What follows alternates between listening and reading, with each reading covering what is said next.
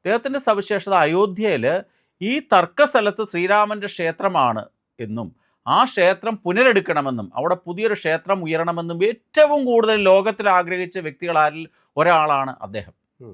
അദ്ദേഹത്തിനെ വിശേഷിപ്പിക്കുന്നൊരു പേരുണ്ട്, അയോധ്യയുടെ എൻസൈക്ലോപീഡിയ എന്നാണ് വിശേഷിപ്പിക്കുന്നത്. കാരണം ഈ അയോധ്യയുമായിട്ട് ബന്ധപ്പെട്ട നിയമപോരാട്ടം സുപ്രീം കോടതിയിൽ നടന്ന് ജയിച്ചതിൻ്റെ കാരണക്കാരിലെ ഏറ്റവും ഒന്നാമത്തെ വ്യക്തി ആരാണെന്ന് ചോദിച്ചാൽ അതിൻ്റെ ഉത്തരം ഒന്ന് മാത്രമാണ്, അത് ചമ്പത് റോയിയാണ്. കാരണം റവന്യൂ പരമായിട്ടുള്ള രേഖകൾ, ചരിത്രപരമായ രേഖകൾ എല്ലാം സമാഹരിച്ച്, എന്ന് വെച്ചാൽ പതിറ്റാണ്ടുകൾ, ആയിരക്കണക്കിന് വർഷത്തെ ചരിത്ര രേഖകളും റവന്യൂ രേഖകളും ബ്രിട്ടീഷ് സർക്കാരിൻ്റെ കാലത്തെ രേഖകളും ഒക്കെ തന്നെ കൃത്യമായി സംഘടിപ്പിച്ച് അത് അഡ്വക്കേറ്റ്സിന് കൊടുത്ത് അവരെ കൊണ്ട് ഈ കേസ് നടത്തിച്ച് ഈ കേസ് വിജയിച്ചതിൻ്റെ പ്രധാനപ്പെട്ട വ്യക്തികളിൽ ഒരാളെന്നല്ല ഒന്നാമത്തെ വ്യക്തിയാണ് ശ്രീ ചമ്പത് റോയ്.